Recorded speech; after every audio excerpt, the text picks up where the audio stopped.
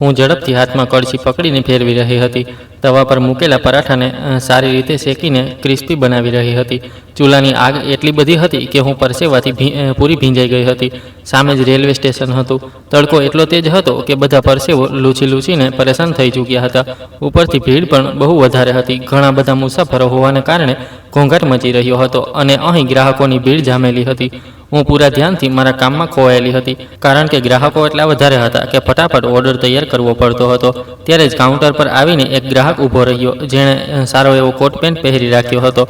તેણે પોતાનું બિલ ચૂકવ્યું અને પછી હસીને મારી સૌથી નાની દીકરી, જે એક નાનકડી ખુરશી પર બેસીને પોતાનું પુસ્તક વાંચવામાં ખોવાયેલી હતી, તેના માથા પર પ્રેમથી હાથ મૂક્યો.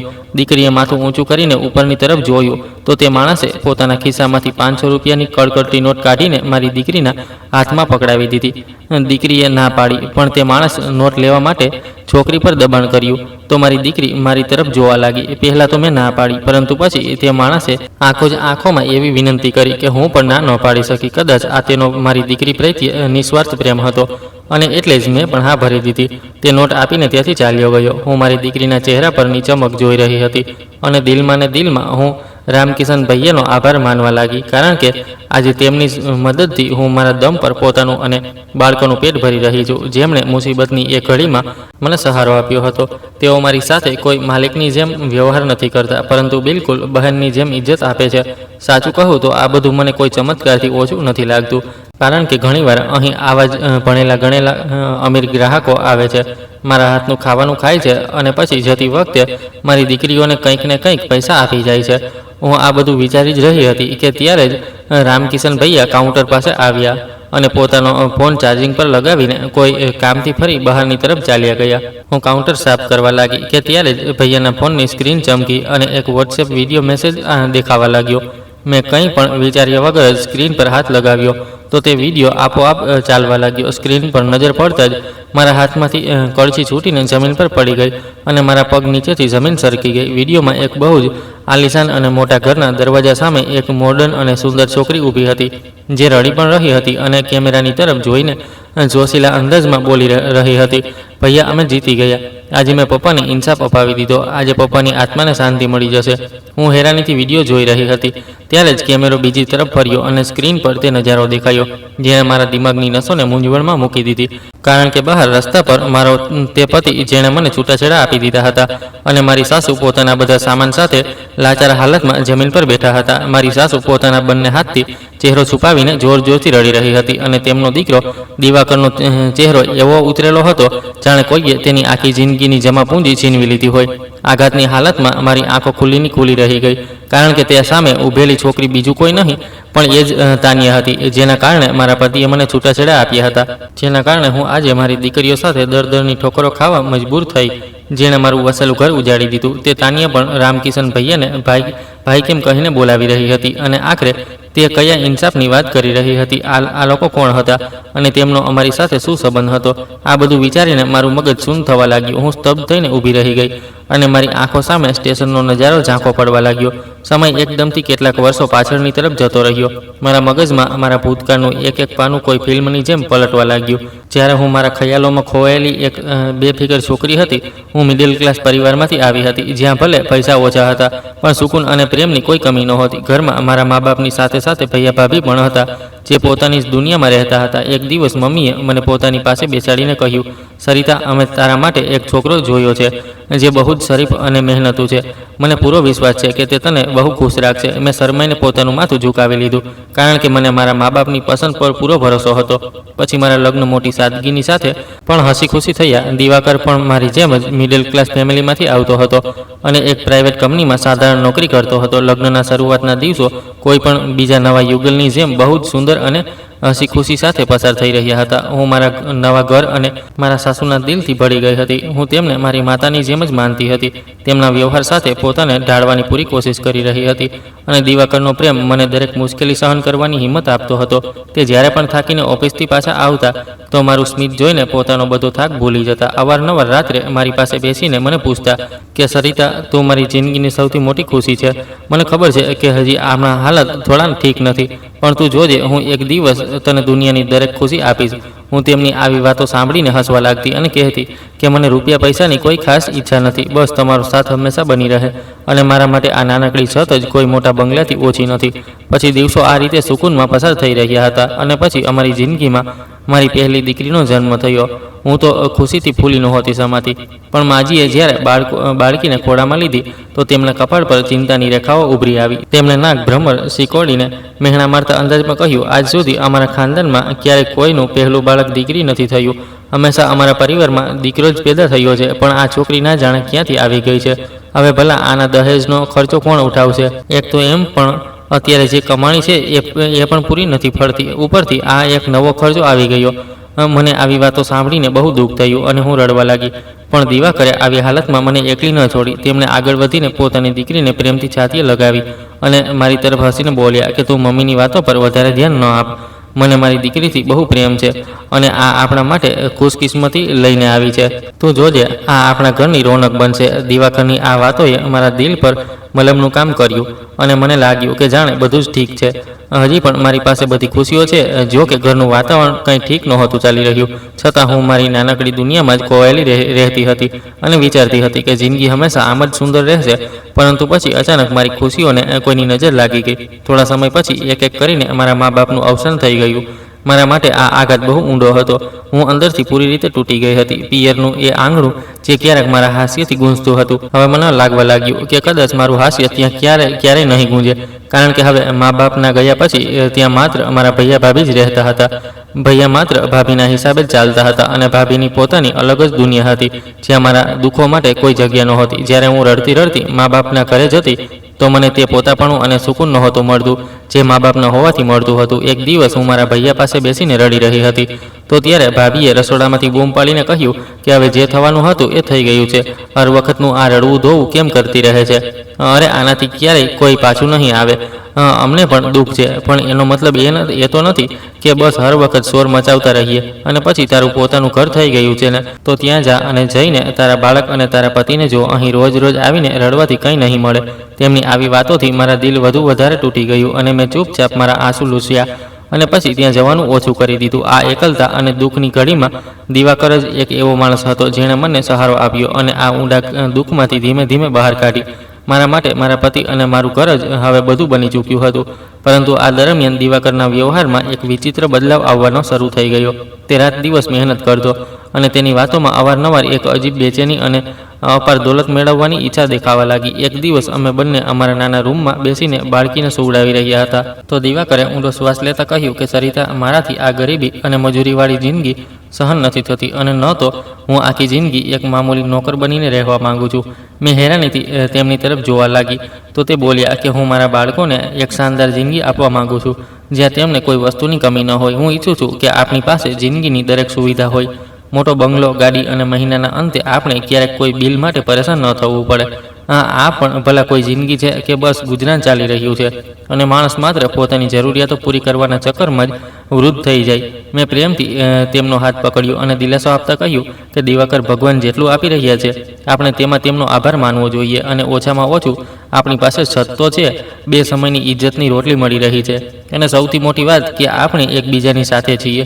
આ સૌથી વધારે જરૂરી છે. દોલતથી માણસને બધું મળી શકે છે પણ સુકૂન નહીં. દિવાકરે થોડા ગુસ્સામાં આવીને પોતાનો હાથ છોડાવતા કહ્યું કે આપણે આ જિંદગીને જીવવું નથી કહેતા, આને તો માત્ર કાપવું કહેવાય છે. રોજ એ જ ઘસાયેલી પીટાયેલી રૂટીનવાળી લાઈફ આ કોઈ જિંદગી નથી હોતી. તું જોજે, હું એક દિવસ બહુ મોટો માણસ બનીશ, ભલે મને તેના માટે કંઈ પણ કરવું પડે. હું તેની આ લગન અને આવી વાતોને પોતાના પરિવાર માટે તેનો પ્રેમ અને જુસ્સો સમજતી હતી અને દિલથી તેની કામયાબી માટે ભગવાનને પ્રાર્થના કરતી હતી. હું મારી ઈમાનદાર વિચારસરણીથી એ નહોતી સમજી શકતી કે દિવાકરનો આ જુસ્સો અમને આગળ કયા રસ્તા પર લઈ જવાનો છે. થોડા મહિનાઓ પછી અચાનક જ દિવાકરનો વ્યવહાર થોડો વધારે ઝડપથી બદલાયો.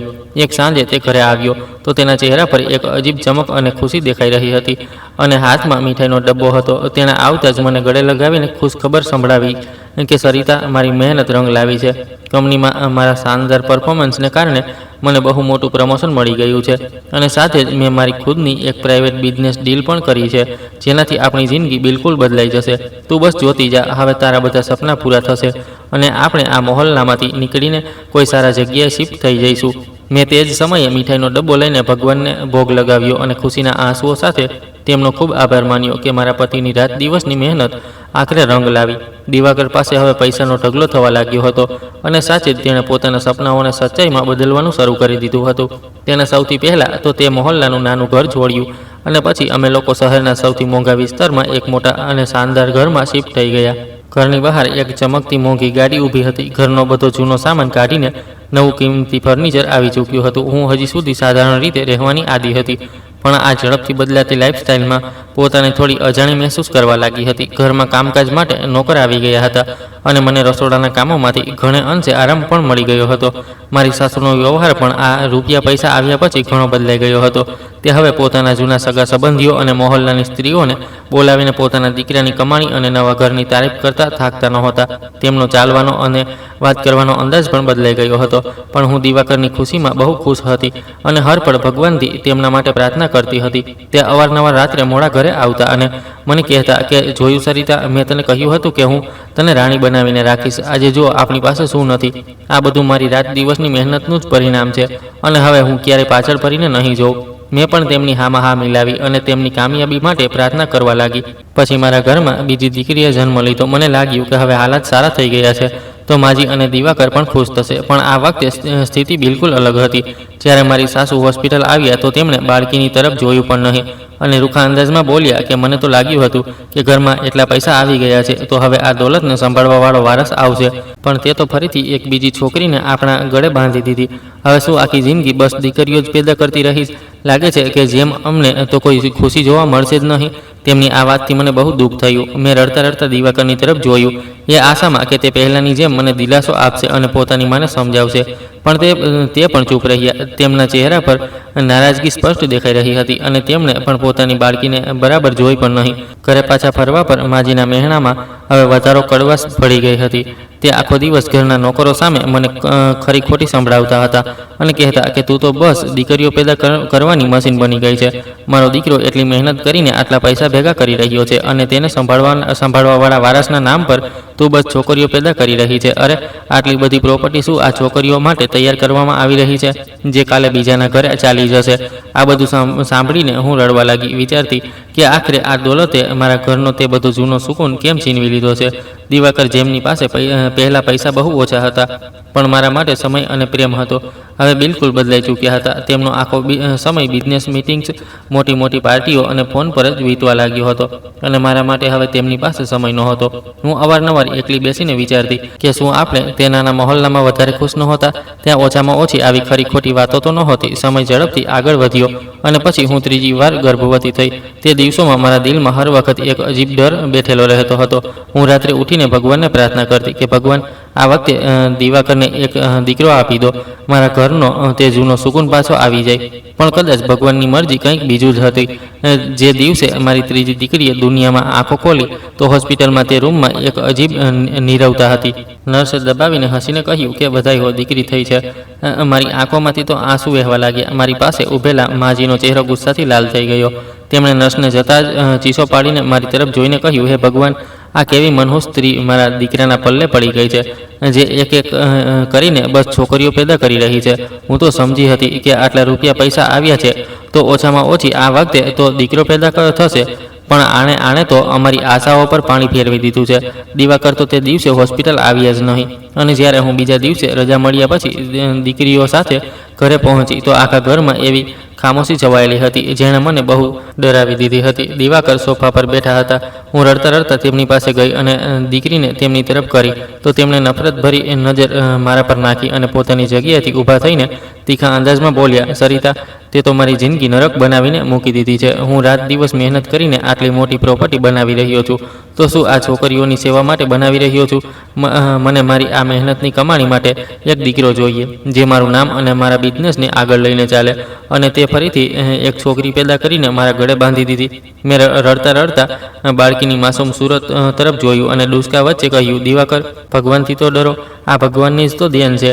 અરે દીકરીઓ પણ દીકરાઓથી ઓછી નથી હોતી. તમે પોતાની જ ઓલાદ માટે આવું કેમ કહી રહ્યા છો? જરા જુઓ તો આ કેટલી વહાલી છે. દિવાકરે ગુસ્સાથી પોતાના હાથ ઝટકો અને ચીસો પાડીને બોલ્યા, મને નથી જોઈતી તારી આ દીકરી, અને મને ન શીખવું કે મારે શું કરવાનું છે. તું નથી જોઈ રહી કે મારા બિઝનેસ પાર્ટનરોની પત્નીઓ કેટલી મોડર્ન અને સ્માર્ટ છે. તે તેમની સાથે શાંતિ ચાલે છે અને તેમને સોસાયટીમાં આ રીતે રજૂ કરવા ગર્વની વાત પણ હોય છે. અને તું તો આખો દિવસ રસોડામાં વાસણ અને આ છોકરીઓની દેખરેખમાં જ ઘૂસેલી રહે છે. તું તારો ચહેરો તો જો જરા, તે પોતાને શું બનાવી દીધી છે. તું મારા નવા સ્ટેટસ સાથે બિલકુલ મેળ નથી ખાતી. મારી સાસુ જે ત્યાં ઊભી જ રહીને આ બધું સાંભળી રહી હતી, તરત વચ્ચે બોલ્યા, બિલકુલ ઠીક કહી રહ્યો છે બેટા તું. આ કાબિલ જ નથી કે આ શાનદાર ઘરમાં રહે. આ માલકીન શું કહેવાશે? અરે હું તો મારા દીકરાને ક્યારની સમજાવી રહી છું કે કોઈ સારી અને ઊંચા ખાનદાનવાળી છોકરી સાથે બીજા લગ્ન કરી લે, જે તેને એક વારસ આપી શકે. તેમની વાત સાંભળીને મારા પગ નીચેથી જમીન નીકળી ગઈ. હું લાચારીની હાલતમાં દિવાકરની તરફ જોવા લાગી, એ આશામાં કે તે પોતાની માને આવું બધું કહેવાથી રોકશે, પણ તે બિલકુલ ચૂપ હતા. તેમની ખામોશીએ મને અંદરથી તોડીને મૂકી દીધી. આના પછી દિવાકરનો વ્યવહાર મારી સાથે વધારે ખરાબ થઈ ગયો. તે કેટલાક દિવસો સુધી મારી સાથે સીધે મોઢે વાત પણ નહોતા કરતા. ઘરે આવતા તો બસ પોતાની માને મળીને સીધા બીજા રૂમમાં ચાલ્યા જતા અને કલાકો સુધી ફોન પર કોઈની સાથે હસીને વાતો કરતા રહેતા હતા. તેમના ચહેરા પર એક એવી ચમક અને ખુશી હતી જે મેં વર્ષે પહેલાં ત્યારે જોઈ હતી, જ્યારે અમે તે નાના ઘરમાં રહેતા હતા. એક રાતે તે રૂમમાં આવ્યા તો તેમનો મૂડ બહુ સારો લાગી રહ્યો હતો. તે અરીસામાં સામે ઊભા રહીને પોતાના કપડાં ઠીક કરી રહ્યા હતા. જ્યારે તેમણે મારી તરફ જોયા વગર એક સાધારણ અંદાજમાં કહ્યું, સરિતા, કાલે રાત્રે હું એક બહુ મોટી બિઝનેસ પાર્ટીમાં ગયો હતો. ત્યાં મારી મુલાકાત એક છોકરી સાથે થઈ જેનું નામ તાનિયા છે. તે એટલી મોડર્ન, કોન્ફિડન્ટ અને ભણેલી ગણેલી છોકરી છે કે હું તને જણાવી નથી શકતો. તેનો સંબંધ એક બહુ જ અમીર અને ખાનદાની પરિવાર સાથે છે. તેનું બિઝનેસનું દિમાગ એટલું તેજ છે કે હું તો જોઈને હેરાન રહી ગયો. મને લાગે છે કે જો તે મારા બિઝનેસમાં મારી પાર્ટનર બની જાય તો મારી કંપની રાતોરાત આસમાનની ઊંચાઈઓને સ્પર્શી લેશે. મારા દિલમાં ઉઠેલા એક અજાણ્યા ડરને દબાવતા મેં કહ્યું, દિવાકર, આપણો બિઝનેસ તો પહેલાંથી જ બહુ સારો ચાલી રહ્યો છે ને. આપણે ભલા કોઈ બીજાની શું જરૂર છે? અને પછી આપણે તો આ અમીર લોકોના રીતિ રિવાજોથી પણ સારી રીતે પરિચિત નથી થઈ શકતા. દિવાકરે મારો મજાક ઉડાવતા અંદાજમાં કહ્યું, તું શું પરિચિત થઈશ તેમના રીતિ રિવાજોથી? કારણ કે તારી વિચારસરણી તો હજી પણ તે નાના મહોલ્લાવાળા મકાનમાં 2 રૂમના મકાનની વચ્ચે ફસાયેલી છે. પણ હું આ બધાથી આગળ નીકળી ચૂક્યો છું અને તાનિયા જેવી છોકરી મારી લાઈફસ્ટાઈલ અને મારા બિઝનેસ માટે બિલકુલ પરફેક્ટ છે. તે દિવસ પછી તાનિયાનું નામ અમારા ઘરમાં રોજ સંભળાવા લાગ્યું. દિવાકર દરેક વાતમાં તેની તારીફ કરતા અને માજી પણ તાનિયાના નામ પર ભૂલી નહોતા સમાતા. તેમને લાગતું હતું કે તાનિયા કોઈ સોનાના ઈંડા આપનારી મરઘી છે જે તેમના દીકરાનું નસીબ બદલીને મૂકી દેશે. પછી એક સાંજે દિવાકરે ઘરમાં એક નાનકડી પાર્ટી રાખી અને મને કડક સૂચના આપી કે હું દીકરીઓને લઈને પોતાના રૂમની અંદર જ રહું, કારણ કે આજે તાનિયા આવી રહી હતી અને તે નહોતા ઈચ્છતા કે તાનિયાની સામે હું દેખાઉં. હું મારા જ ઘરમાં કેદી બનીને રહી ગઈ હતી. મેં દરવાજા પાછળથી જોયું કે તાનિયા બહુ જ મોંઘા અને મોડર્ન કપડાં પહેરીને મોટા ઘમંડથી અમારા ઘરમાં દાખલ થઈ, પણ તેની ઉંમર ઘણી ઓછી હતી અને દિવાકર તેની આગળ પાછળ એમ ફરી રહ્યો હતો જાણે તે તેનો કોઈ નોકર હોય. માજી પણ તાનિયાની મહેમાન ગતિમાં બિલકુલ પથરાઈ જતા હતા. હું આ બધું જોઈને ચૂપચાપ રડતી રહી, પણ મારી પાસે ધૈર્ય રાખવા સિવાય કોઈ રસ્તો નહોતો. તે દિવસ પછી દિવાકરે મારી સામે તે વાત કહી દીધી જેણે મારી આખી દુનિયા હચમચાવી દીધી. તે મોટા જ બેશરમી ભર્યા અંદાજમાં બોલ્યો કે તેણે તાનિયાને લગ્ન માટે પ્રપોઝ કરી દીધું છે અને માજી પણ આ સંબંધથી બહુ ખુશ છે. હું આ સાંભળીને હેરાની અને આઘાતથી મારી જગ્યા પર જામી ગઈ કે મેં રડતા રડતા ગીડગીડાવીને કહ્યું, દિવાકર, ભગવાનને ખાતર મારી સાથે આવું ન કરો. મેં તમારા દરેક ખરાબ સમયમાં તમારો સાથ આપ્યો છે. જ્યારે તમારી પાસે કંઈ પણ નહોતું ત્યારે પણ હું તમારી સાથે ખુશ હતી. તમે મને આ દીકરીઓ સાથે દર ભટકવા માટે મજબૂર ન કરો. અને પછી કંઈક તો વિચારો, તે છોકરી તમારાથી ઉંમરમાં કેટલી નાની છે. આ સાંભળતા જ દિવાકરે મને પાછળ ધક્કો આપી દીધો અને મોટા ઘમંડ સાથે બોલ્યા, તું કોણ હોય છે મને આ બધું જણાવનારી? અને પછી આ સંબંધી તેને કોઈ પરેશાની નથી તો તારી હિંમત કેવી થઈ આપણી ઉંમરના અંતરને લઈને બોલવાની? મારો નિર્ણય નહીં બદલાય. મારા લગ્ન હવે તાનિયા સાથે જ થશે. અને હા, તાનિયાની શરત છે, તે કહે છે કે તે ત્યારે જ મારી સાથે લગ્ન કરશે જ્યારે હું મારી પહેલી પત્નીને છૂટાછેડા આપી દઈશ અને મારું આ ઘર અને બિઝનેસમાં તેને પાર્ટનર બનાવી દઈશ.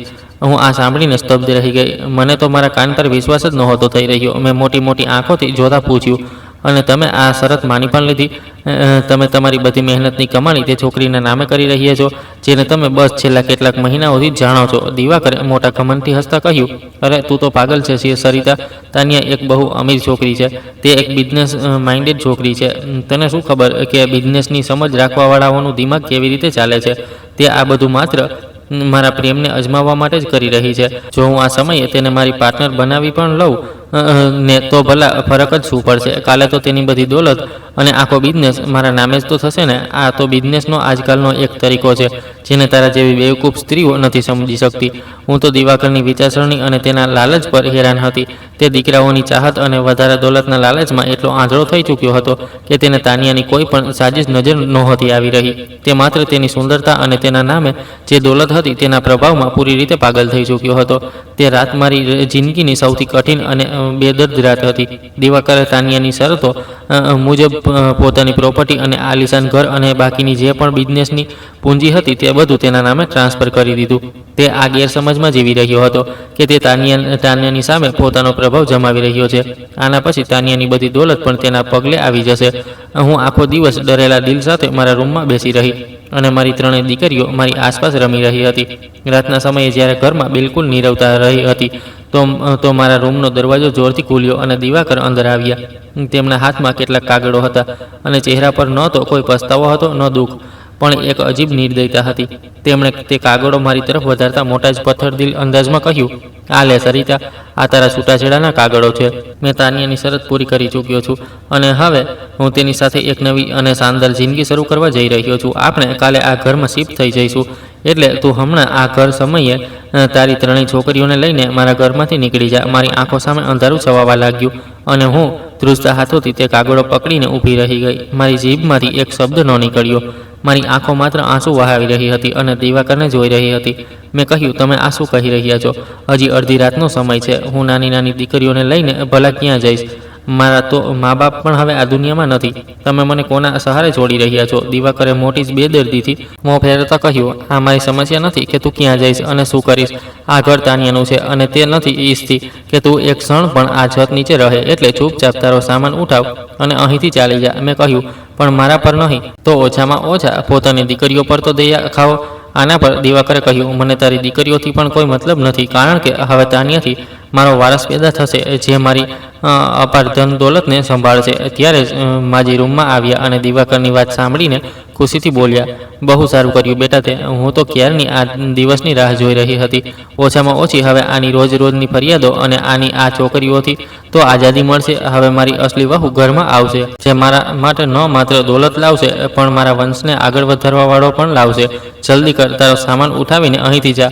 હું તે બંનેના આવા બેદર્દ વ્યવહાર સામે વધારે કાંઈ બોલવું યોગ્ય ન સમજી. જો કે મારી હિંમત નહોતી થઈ રહી કે હું ત્યાંથી જાઉં, પણ છતાં મેં રડતા રડતા મારી દીકરીઓને ઊંઘમાંથી જગાડી અને પોતાના થોડા કપડાં એક નાના બેગમાં નાખીને તે ઘરમાંથી બહાર નીકળી આવી, જેની દિવાલોમાં મેં દિવાકર માટે ભગવાનથી રાત દિવસ પ્રાર્થના કરી હતી. શિયાળાની તે રાત હતી. હું મારી દીકરીઓની આંગળીઓ પકડીને પગપાળા જ મારા ભાઈના ઘરની તરફ નીકળી. રસ્તામાં ઘણીવાર મારા પગ લથડ્યા. મારી દીકરીઓ ઠંડીથી ધ્રુજી રહી હતી, પણ મારું દિલ આ ઠંડીથી પણ વધારે બળેલું હતું. કલાકોની સફર પછી જ્યારે હું મારા ભાઈના ઘરે પહોંચી તો બહુ મુશ્કેલીથી ધ્રુજતા હાથોથી દરવાજો ખખડાવ્યો. થોડીવાર પછી મારા ભાઈએ ઊંઘભર્યા અંદાજમાં દરવાજો ખોલ્યો. મને આ હાલતમાં અને દીકરીઓ સાથે જોઈને તે હેરાન રહી ગયો. સરિતા, તું આ વખતે અહીં અને આ તે શું હાલત બનાવી રાખ્યો છે? બધું ઠીક તો છે ને? નહીં ભૈયા, હું બરબાદ થઈ ગયું છું. બધું ખતમ થઈ ગયું. મેં રડતા રડતા તેને બધી વાત જણાવી તો તેના ચહેરાનો રંગ ઉડી ગયો. આના પહેલાં કે તે કંઈ કહે ત્યારે જ પાછળથી મારી ભાભી આવી ગઈ. તે મને અને મારી દીકરીઓને જોતા જ ગુસ્સાથી બૂમ પાડીને બોલી, હે ભગવાન, હવે તું આ અડધી રાતે તારી છોકરીઓને લઈને અહીં અમારા ઘરે કેમ ધમકી આવી છે? આ કોઈ અનાથ આશ્રમ નથી જ્યાં તારું જ્યારે દિલ કર્યું ત્યારે તું મોઢું ઉઠાવીને આવી જાય છે. મેં ભાભીને રડીને કહ્યું કે મારા છૂટાછેડા થઈ ગયા છે. તો ભાભી વધારે જોરથી ચીસો પાડીને બોલી, જો ચૂપચાપ અહીંથી ચાલી જા. પછી તે ભૈયાની તરફ વળી અને બોલી, અને તને તો હું સાફ સાફ જણાવી રહી છું કે હું આ સ્ત્રીનો અને તેની ત્રણેય દીકરીઓનો બોજ બિલકુલ નહીં ઉઠાવું. અમારું પોતાનું ગુજરાન જ કેટલી મુશ્કેલીથી ચાલે છે. ઉપરથી 4 લોકો વધારે આવી જાય અમારા માથે. જો આના બાળકો અમારા ઘરમાં રહેશે ને તો પછી અમે લોકો ક્યાંક રહીશું? જો તે આને અહીં રાખી તો હું હમણાં જ આજ વખતે મારા પિયર ચાલી જઈશ. મારા ભાઈએ મજબૂરી અને લાચારીથી મારી તરફ જોયું અને ધીમેથી બોલ્યા, સરિતા, જો હું ખુદ મજબૂર છું. મારી હાલત તું સારી રીતે જાણે છે ને, અને તારી ભાભી પણ તો ઠીક જ કહી રહી છે ને. અમે લોકો આટલા લોકોનો ખર્ચ ભલા કેવી રીતે ઉઠાવીશું? મેં તેની વાત પૂરી થવા પહેલાં જ મારા આંસુ લૂછ્યા અને ઊંડો શ્વાસ લઈને કહ્યું, ઠીક છે ભૈયા, તમે પરેશાન ન થાવો. મને તમારી મજબૂરી સમજમાં આવી રહી છે. હું મારું અને મારી દીકરીઓનું ઇંતજામ ખુદ કરી લઈશ. તમારે અમારી વચ્ચે પરેશાન થવાની જરૂર નથી. આ કહીને મેં ફરીથી મારી દીકરીઓનો હાથ પકડ્યો અને દરવાજામાંથી હંમેશા માટે મોં ફેરવી લીધું, જ્યાં મારા બાળપણની બધી યાદો હતી. હું કોઈ હેતુ વગર રસ્તાઓ પર ચાલતી રહી અને પછી રેલવે સ્ટેશનના પ્લેટફોર્મ પર આવીને બેસી ગઈ. મારી દીકરીઓ ભૂખ અને ઠંડીથી રડી રહી હતી અને મારી પાસે તેમને આપવા માટે કંઈ પણ નહોતું. રડી રડીને મારી આંખો પણ સુકાઈ ચૂકી હતી. હું વારંવાર ભગવાનને યાદ કરતા વિચારતી રહી કે આખરે મેં એવું શું ખરાબ કર્યું હતું જેનું ફળ મને આજે આ મળી રહ્યું છે. મારી પાસે એટલા પૈસા પણ નહોતા કે હું તેમના માટે કંઈ ખાવા પીવાનો ઇંતજામ કરી શકું. ત્યારે જ એક બહુ જ નરમ અવાજ મારા કાનમાં પડ્યો, દીદી, તમે અહીં આ વખતે એકલા કેમ બેઠા છો? શું તમારે ક્યાં જવું છે? મેં ગભરાઈને માથું ઊંચું કરીને જોયું તો એક બહુ જ શરીફ નવયુવાન ઊભો હતો. તેની આંખોમાં એક અજીબ સહાનુભૂતિ હતી. મેં મારા આંસુ લૂછ્યા અને ડરતા કહ્યું, નહીં ભૈયા, મારે ક્યાંય પણ નથી જવું. ખરેખર મારી પાસે રહેવાનું કોઈ ઠેકાણું નથી. બસ હું રાત્રે ઘરેથી નીકળી હતી અને અહીં આવીને બેસી ગઈ. તેણે મારી દીકરીઓ તરફ જોયું જે ભૂખથી બેહાલ હતી અને તે પ્રેમથી બોલ્યો, દીદી, મારું નામ રામકિશન છે અને અહીં સામે જ મારો ઢાબો છે. હું સવારે સ્ટેશન પર કામ માટે આવું છું. તમને જોઈને લાગ્યું કે જાણે તમે કોઈ મોટી મુસીબતમાં છો. જો તમને ખરાબ ન લાગે તો તમારી દીકરીઓને લઈને મારા ઢાબા પર ચાલો.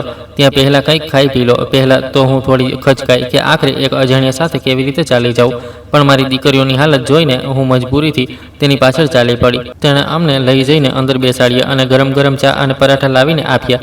જ્યારે બાળકોએ પેટ ભરીને ખાવાનું ખાધું ત્યારે ક્યાંક જઈને તેમના ચહેરા પર થોડી ચમક દેખાઈ. રામકિશન ભૈયાએ મને પૂછ્યું, દીદી, જો તમને ઠીક લાગે તો મને જણાવો કે આખરે તમારી સાથે મુશ્કેલી શું છે. કદાચ હું તમારી કંઈક મદદ કરું. આખરે હું પણ તમારા ભાઈ જેવો જ છું. મેં રડતા તેમને બધી કહાણી સંભળાવી દીધી. તેમણે ઊંડો શ્વાસ લીધો અને બોલ્યા, દીદી, સાચું કહું તો આ દુનિયા બહુ જ જાલિમ છે, પણ તમે હિંમત ન હારી શકો. તમારે આ દીકરીઓ માટે હિંમત રાખવી પડશે. જો તમને ખરાબ ન લાગે તો હું તમને એક કામ અપાવવા માગું છું. આ મારો ઢાબો છે. અહીં ગ્રાહકોની બહુ ભીડ રહે છે અને આ કારણે એકલા આ બધું સંભાળવું મારા માટે બહુ મુશ્કેલ થઈ જાય છે. જો તમે અહીં મારી સાથે કામ સંભાળી લો તો પછી તમારી પણ રોજીરોટી ચાલતી રહેશે અને મને પણ મદદ મળી જશે અને હું પણ તમને મારી બહેનની જેમ જ ઇજ્જત આપીશ. તમારું જ્યાં સુધી મન કરે ત્યાં સુધી તમે અહીં કામ કરો. આ સાંભળીને મેં ભગવાનનો આભાર માન્યો, જેમણે આ મુશ્કેલ સમયમાં એક બહુ મોટા સહકારના રૂપમાં રામકિશન ભૈયાને મારી પાસે મોકલી દીધા. મેં તરત હા બોલી દીધું અને તે જ દિવસથી ઢાબા પર કામ કરવાનું શરૂ કરી દીધું. સમય વીતતો ગયો અને ઢાબાનું કામ બહુ ઝડપથી ચાલવા લાગ્યું. ત્યાં ભણેલા ગણેલા અને સારા ગ્રાહકો આવતા, જે મારી દીકરીઓને જોઈને બહુ ખુશ થઈ જતા અને ઘણીવાર તેમને ઘણા બધા પૈસા પણ આપી જતા. હું હેરાન થતી અને રામકિશન ભૈયાને કહેતી કે આ લોકો કેટલા સારા છે, જે મારી દીકરીઓથી આટલો પ્રેમ કરે છે. કદાચ કંઈક તો સારા કર્મ કર્યા જ હશે, જેનું ફળ મારી દીકરીઓને આજે આ મુશ્કેલ સમયમાં આ રીતે મળી રહ્યું છે. ભૈયા મારી આ વાત સાંભળીને અવારનવાર ચૂપ થઈ જતા અને બસ એક હળવા સ્મિત સાથે પોતાના કામમાં લાગી જતા. મારું મગજ ઝડપથી ભૂતકાળના તે બધા નજારાઓમાંથી થઈને એક ઝટકા સાથે પાછું વર્તમાનમાં આવ્યું. હું ઢાબાના કાઉન્ટર પાસે આ જ રીતે સ્તબ્ધ ઊભી હતી. મારા હાથ ધ્રુજી રહ્યા હતા અને આંખોમાંથી સતત આંસુ વહી રહ્યા હતા કે ફોનની સ્ક્રીન પર હજી પણ તે વિડીયો અટકેલો હતો, જેમાં તાનિયાનું સ્મિત અને દિવાકરની બરબાદીનો નજારો સ્પષ્ટ દેખાઈ રહ્યો હતો. મારું દિલ ઝડપથી ધડકવા લાગ્યું કે ત્યારે જ અચાનક રસોડાનો પડદો હટ્યો અને રામકિશન ભૈયા પોતાના હાથ સાફ કરતા બહાર આવ્યા. તેમણે જેવી મારી હાલત જોઈ તો ગભરાઈને બોલ્યા, શું થઈ ગયું સરિતા બહેન? તમે આ રીતે કેમ રડી રહ્યા છો? મેં ધ્રુજતા તેમની તરફ જોયું. મારા અંદર જાણે સવાલોનું તોફાન ઉમટી રહ્યું હતું. મેં તે ફોન ઉઠાવ્યો જેના પર હજી પણ તે વિડીયો અટકેલો હતો અને સીધો તેમના ચહેરા સામે કરી દીધો અને થોડા તેજ અવાજમાં પૂછ્યું, રામકિશન ભૈયા, આખરે આ બધું શું છે? શું થઈ રહ્યું છે આ બધું આ વિડીયોમાં? આ તાનિયા તમને ભૈયા કહીને કેમ બોલાવી રહી છે અને આ કયા પ્રકારના ઇન્સાફની વાત કરી રહી છે? આખરે તમે લોકો કોણ છો અને અમારી પાસેથી શું ઈચ્છો છો? મને બધું સાચું જણાવો. શું તમે તાનિયાથી સાથે મળેલા છો? તો શું આ બધું તમારા લોકોનું જ પ્લાનિંગ હતું? મારા ઘરને ઉજાડી દીધા પછી મને અહીં કામ આપવાનું? શું તમારો પહેલાંથી જ કોઈ ઈરાદો હતો? મારો અવાજ ઘણો તેજ થઈ ગયો હતો, જેનાથી ઢાબા પર બેઠેલા ગ્રાહકો પણ ફરીને અમારી તરફ જોવા લાગ્યા, પણ મને આ વખતે કોઈની પણ પરવાહ નહોતી. ભૈયાએ ફોનની સ્ક્રીન તરફ જોતા કહ્યું, તેમના ચહેરાનો રંગ એકદમ સફેદ પડી ગયો. તેમણે ઊંડો શ્વાસ લીધો અને તેમની આંખોમાં આંસુ આવી ગયા. તેમણે ફોન મારા હાથમાંથી લીધો અને કાઉન્ટર પર રાખતા બહુ જ દુઃખભર્યા અવાજમાં બોલ્યા, હું જાણતો હતો કે એક દિવસ તમારે આ બધું જાણવું જ પડશે.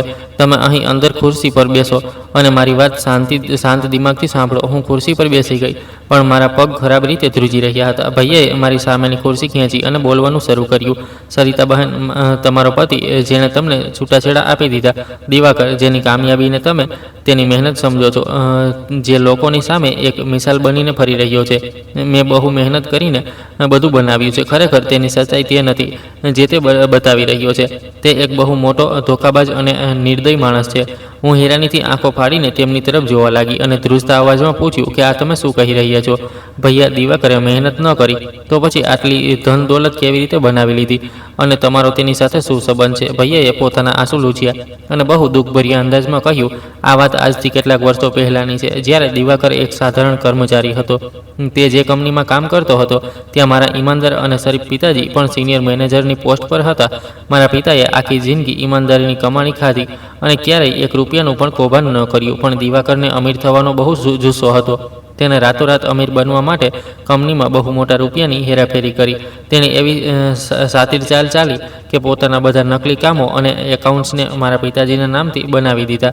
અને જ્યારે ફ્રોડ પકડાયો તો દિવાકરે જે પ્લાન પહેલાંથી વિચારી રાખ્યો હતો તે જ હેઠળ આખો આરોપ મારા પિતાના માથે નાખી દીધો.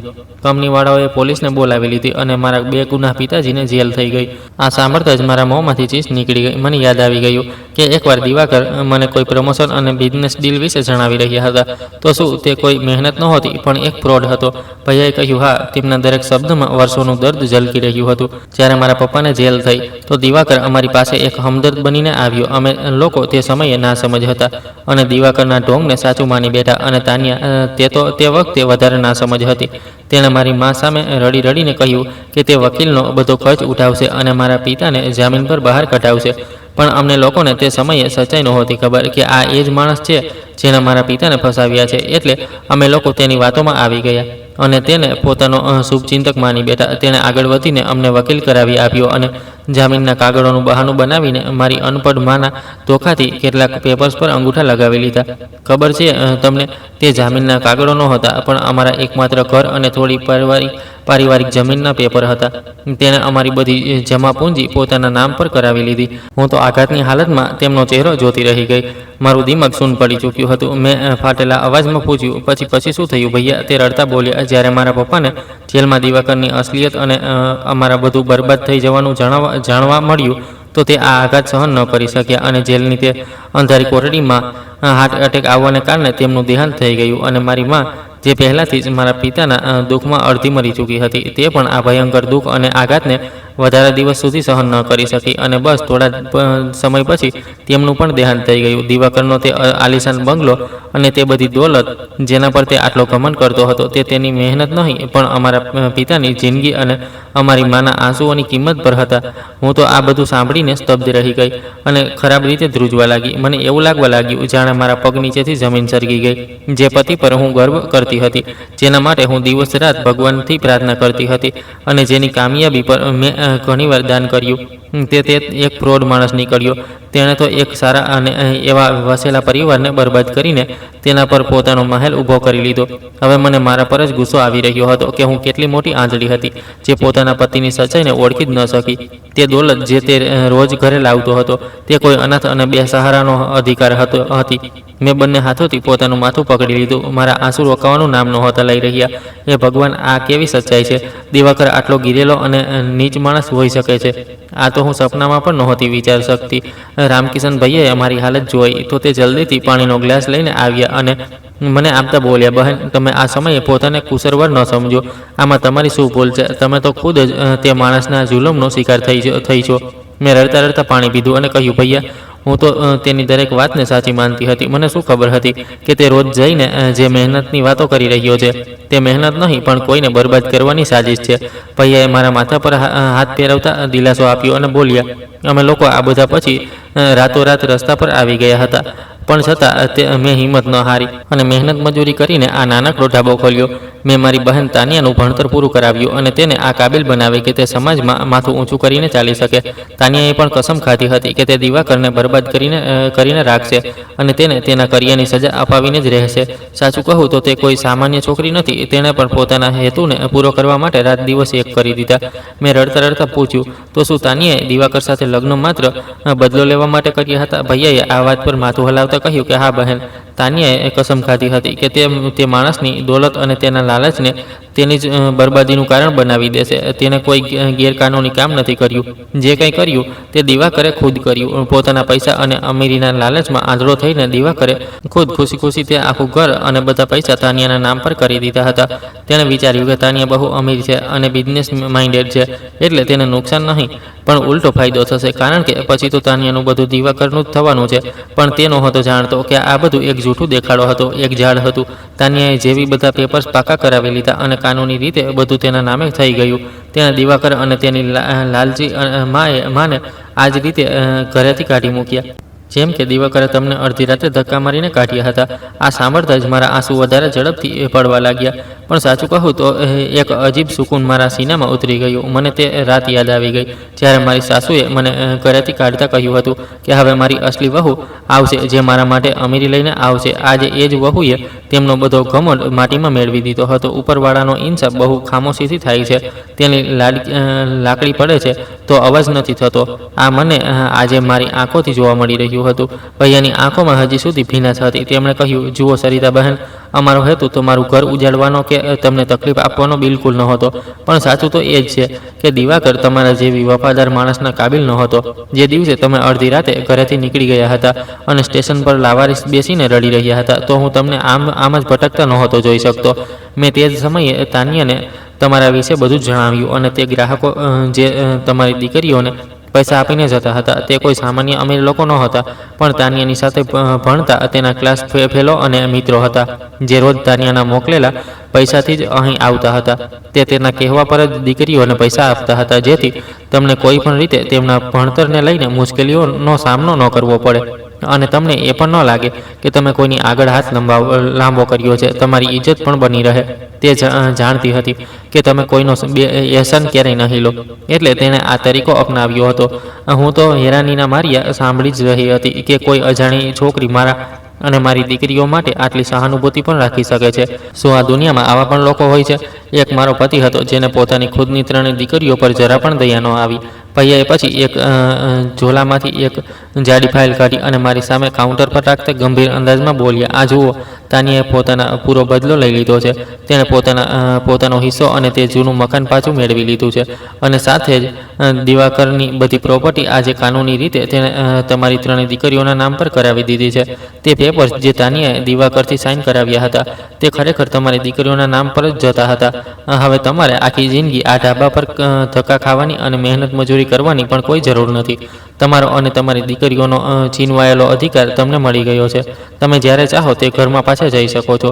મેં તેમની વાત સાંભળી અને હેરાનીથી તેમની તરફ જોયું. મને એવું લાગ્યું જાણે હું પણ તે જ કરીશ જે દિવાકરે બીજાઓ સાથે કર્યું હતું. મારા અંદરની ખુદદારી જાગી ગઈ. મેં ફાઇલને પાછળ સરકાવતા મજબૂત અંદાજમાં કહ્યું, ભૈયા, હું માનું છું કે તાનિયાએ બહુ મોટું દિલ બતાવ્યું છે અને મારી દીકરીઓનો તેમનો અધિકાર પાછો આપીને બહુ મોટું ભલું કર્યું છે. પણ હું મારી દીકરીઓનું પાલન પોષણ તો તે ફ્રોડ અને નીચ માણસની કમાણીના એક પૈસાથી પણ નહીં કરું. તે પૈસા તમારો અધિકાર છે, કારણ કે તેનો પાયો તો તમારા બેગુનાહ પિતાના જીવ પર અને તમારી માના આંસુઓ પર જ રાખવામાં આવ્યો હતો. ત્યારે તો તેના પછી આટલી બધી દોલત આવી ગઈ.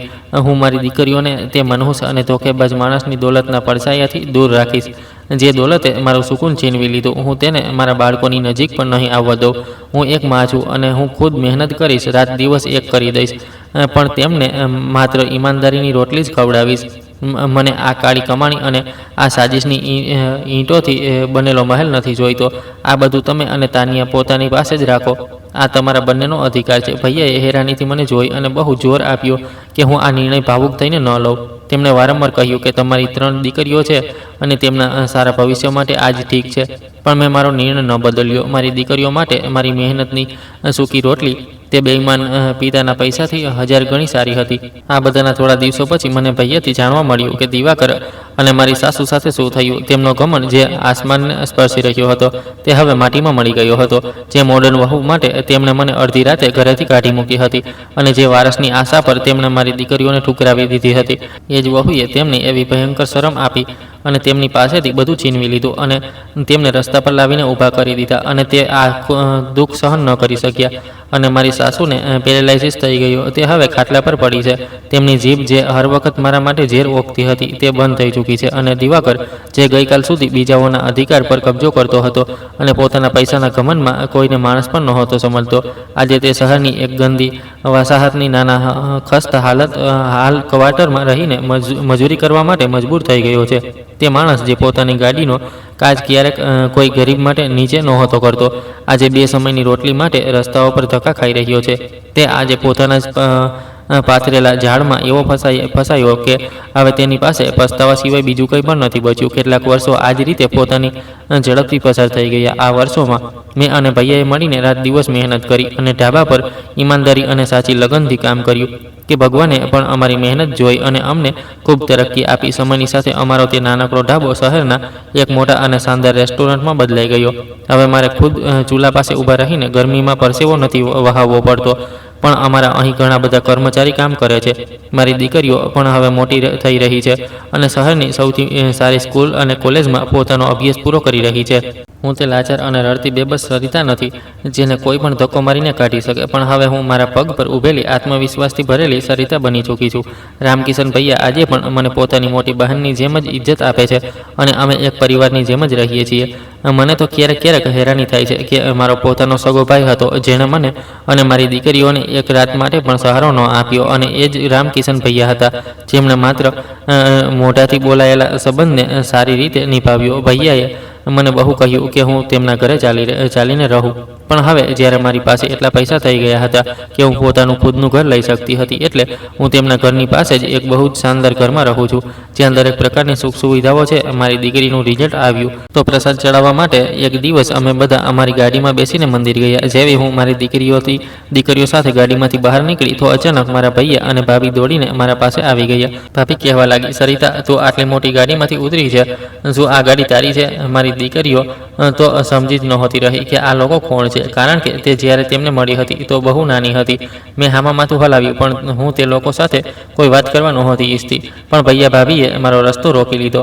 તે મને અમારા સંબંધોનો વાસ્તો આપવા લાગ્યા અને પોતાની ભૂલની માફી માંગવા લાગ્યા. હું સમજી ગઈ કે તેમને સામે બહેન નથી દેખાઈ રહી, પણ તેમને આ મોટી ગાડી દેખાઈ રહી છે.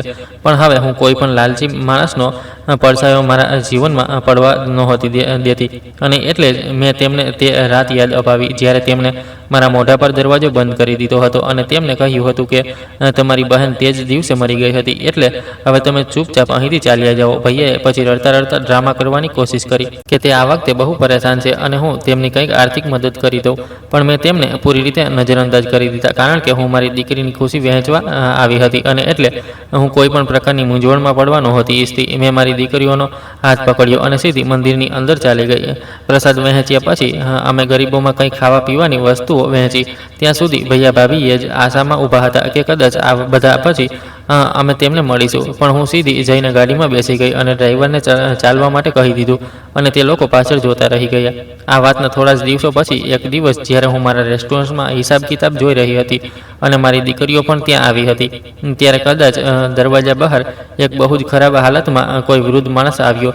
મેં જેવું તેના ચહેરા પર ધ્યાન આપ્યું તો હેરાન રહી ગઈ. તે દિવાકર હતો. તેણે પણ મને ઓળખી લીધી હતી અને એટલે જ તે સીધો દરવાજો ખોલીને મારી તરફ આવી ગયો. ગાર્ડે તેને રોકવાની કોશિશ કરી, પણ મેં હાથના ઈશારાથી ના પાડી દીધી. તે આવીને સીધો મારા પગમાં પડી ગયો અને રડતા મારી પાસે માફી માંગવા લાગ્યો. મને ભગવાનનો વાસ્તો આપવા લાગ્યો. બોલ્યો કે મારી માને ઈલાજની જરૂર છે, મારું બધું બરબાદ થઈ ગયું છે, હું લાલચમાં પાગલ થઈ ગયો હતો, મને એક બીજો મોકો આપી દો. મારામાં એટલી તાકાત નથી રહી કે હું વધારે મજૂરી કરી શકું. જેવું તેણે ઓળખ્યું કે આ ત્રણેય દીકરી તેની જ છે, તે તેમના પગ પકડવા લાગ્યો અને તેમની પાસે પણ માફી માંગવા લાગ્યો. તેમને વાસ્તો આપવા લાગ્યો કે તમે તો પોતાના પિતા પર દયા કરો, પણ મારી દીકરીઓ તે માણસને ઓળખતી જ નહોતી અને તેને અજાણ્યો સમજીને ડરના માર્યા પાછળ હટવા લાગી. હું તરત તેમના વચ્ચે આવી ગઈ. સાચું કહું તો આજે તે માણસ માટે મારા દિલમાં કોઈ પણ દયા નહોતી, કારણ કે તેણે પણ ક્યારેક મારી દીકરીઓ પર દયા નહોતી ખાધી. મેં કહ્યું કે તે માત્ર અમારી સાથે નાઇન્સાફી નથી કરી, પણ તે તો એક માસૂમ માણસ પર ખોટો આરોપ લગાવીને તેનો જીવ લીધો અને તેની સાથે સાજિશ કરીને પોતાનો મહેલ ઊભો કર્યો. તે તો લાલચના કારણે દરેક સંબંધ અને ઇન્સાનિયત બધું વેચી દીધું. તારી સાથે જે થયું તે ધોકો ન હતો, પણ ભગવાનનો ઇન્સાફ હતો. તું પોતાની તે દોલત માટે વારસ માંગતો હતો ને? આજે જણાવ, તારી પાસે શું બચ્યું છે? તારો મારી સાથે અને મારી દીકરીઓ સાથે કોઈ સંબંધ નથી. જે માણસ પોતાના સગા બાળકોને ન થઈ શક્યો જ્યારે તેમને તેની સૌથી વધારે જરૂર હતી, તો તે હવે આ હાલતમાં ભલા શું જ વફાદારી નિભાવશે? મેં તરત સિક્યોરિટી ગાર્ડની તરફ ઇશારો કર્યો, જેણે દિવાકરને બાજુથી પકડીને રેસ્ટોરન્ટમાંથી બહાર કાઢી મૂક્યો. હવે તે રસ્તા પર બેસીને પોતાના નસીબને કોસતા રડી રહ્યો હતો અને તેને જોવાવાળું કોઈ પણ નહોતું. મેં ઊંડો શ્વાસ લીધો અને મારી દીકરીઓ તરફ જોયું. તે ગભરાયેલી હતી. મેં તેમને ગળે લગાવી લીધી અને તેમને કહ્યું કે તમારી માં જ તમારા માટે બધું છે. તમને કોઈ બીજાની જરૂર નથી. હું ભગવાનનો લાખ લાખ આભાર માનું છું કે તેમણે મને આટલી હિંમત આપી, જેનાથી આજે હું આવી જિંદગી જીવી રહી છું અને મારી દીકરીઓને પણ આવી જિંદગી આપી રહી છું. તો દોસ્તો, તમે લોકો કયા શહેરથી અમારી કહાની સાંભળી રહ્યા છો અને તમને આ કહાની પસંદ આવી હોય તો કોમેન્ટ કરીને જરૂર જણાવો. આ વિડીયોને લાઇક કરો, શેર કરો અને હાઈપ આપો. સાથે ચેનલને સબસ્ક્રાઈબ કરવાનું ન ભૂલશો. અને જો તમને મારી મહેનત પસંદ આવી હોય તો મને સુપર થેન્ક્સ આપીને તમારો પ્રેમ અને સપોર્ટ જરૂર બતાવો, જેથી હું તમારા માટે આવી જ શાનદાર કહાની લાવતો રહું. આ કહાની પૂર્ણ કાલ્પનિક છે. આમાં પ્રયુક્ત બધા પાત્રોના નામ, ઘટનાઓ, સ્થળ, સંસ્થાઓ અને પરિસ્થિતિઓ માત્ર મનોરંજન અને સાહિત્યિક રજૂઆતના હેતુથી રચવામાં આવી છે. જો કોઈ વ્યક્તિ, સંસ્થા, સમુદાય કે વાસ્તવિક ઘટના સાથે કોઈ સમાનતા પ્રતીત થાય તો તેને માત્ર સંયોગ માનવામાં આવે. કહાનીમાં વ્યક્ત વિચાર, સંવાદ અને ઘટનાક્રમ લેખકની કલ્પનાનું પરિણામ છે. તેનો હેતુ કોઈ વ્યક્તિ, વર્ગ, લિંગ, સમુદાય કે વ્યવસાયિક ભાવનાઓને ઠેસ પહોંચાડવાનો નથી. પાઠકોને વિનંતી છે કે કહાનીને માત્ર એક કાલ્પનિક રચનામાં રૂપમાં જ ગ્રહણ કરે. આ કહાનીનો મુખ્ય હેતુ મનોરંજનની સાથે સાથે માનવીય મૂલ્યો, કર્મ, ફળ, સંઘર્ષ, આત્મસન્માન અને ન્યાયના સંદેશને રજૂ કરવાનો છે. ધન્યવાદ.